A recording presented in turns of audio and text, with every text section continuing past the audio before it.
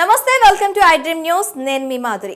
జయప్రద ఈ పేరంటే తెలియని వారుండరు. సినిమా రంగాన్ని ఓ ఊపు ఊపి రాజకీయ రంగంలోకి అడుగుపెట్టి రాజకీయంలో కూడా తనకంటూ ప్రత్యేక స్థానం కల్పించుకున్న అలనాటి నటి ఆమె. హీరోయిన్ జయప్రద గురించి అయితే ప్రత్యేకంగా చెప్పుకో అవసరం లేదు. ఎన్నో సూపర్ హిట్ చిత్రాలు నటించి స్టార్ హీరోయిన్గా ఎదిగింది జయప్రద. తెలుగుతో పాటు తమిళ, హిందీ చిత్రాలు నటించి జాతీయ స్థాయిలో పాపులారిటీ సంపాదించుకుంది. అంతటి పాపులారిటీ తెచ్చుకున్న నటి ఇప్పుడు హాట్ టాపిక్గా మారింది. ప్రస్తుతం జయప్రద మిస్సింగ్ అయినట్లు వార్తలు గుప్పుమంటున్నాయి.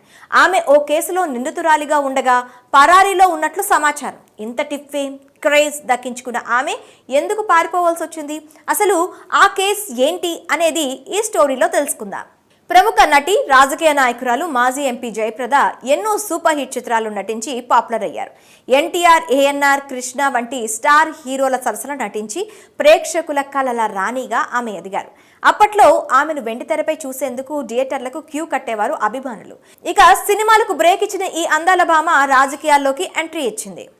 నిజానికి జయప్రద మన తెలుగు ప్రాంతానికి చెందిన వ్యక్తే అయినప్పటికీ యూపీలో సమాజ్వాదీ పార్టీ తరపున పోటీ చేసింది.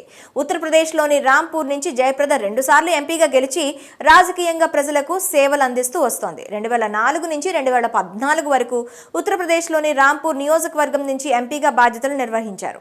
ఇక జయప్రద 2019 సార్వత్రిక ఎన్నికలకి ముందు సమాజ్వాదీ పార్టీ నుంచి బీజేపీలో చేరి రాంపూర్ నియోజకవర్గం నుంచి పోటీ చేసి ఓటమి పాలైంది.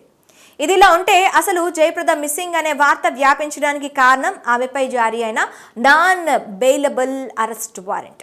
2019 లోక్సభ ఎన్నికల సమయంలో ఎన్నికల నియమావళిని ఉల్లంఘించిన కేసులో ఉత్తరప్రదేశ్లో ఆమె ప్రాతినిధ్యం వహించిన Rampur court non bailable warrant జారీ చేసింది. ఈ ఎన్నికల్లో బీజేపీ తరపున బరిలో నిలిచిన జయప్రద కోడ్ అమల్లో ఉన్నా కూడా ఎన్నికల కోడ్ను ఉల్లంఘించి ఓ రోడ్డును ప్రారంభించారు.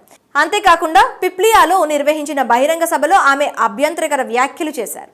దీంతో అక్కడి పోలీస్ స్టేషన్లో ఆమెపై 2 కేసులు నమోదయ్యాయి. ఇక ఇప్పటికీ ఆ కేసు రాంపూర్ కోర్టులో నడుస్తోంది. ఈ కేసుల్లో కోర్టు ఎన్నిసార్లు ఆమెకు కోర్టుకు హాజరు కావాలని నోటీసులు పంపినా ఇప్పటి వరకు ఆమె హాజరు కాలేదు. దీంతో ఆగ్రహించిన కోర్టు నాన్ బెయిలబుల్ వారెంట్ జారీ చేసింది. నవంబర్ 17న non bailable arrest warrant court జయప్రదపై జారీ చేసింది. ఇన్ని రోజులు కోర్టు సమయం వృధా చేయడంతో ఆగ్రహించిన కోర్టు జనవరి 10వ తేదీలోగా జయప్రదను కోర్టులో హాజరుపరచాలని రాంపూర్ పోలీసులను కోర్టు ఆదేశించింది. దీంతో రంగంలోకి దిగిన పోలీసులు ఆమె ఆచూకీ కోసం గాలిస్తున్నారు. నటి జయప్రద కోసం ముంబై, ఢిల్లీ పోలీసులు దేశవ్యాప్తంగా వెతుకుతున్నారు.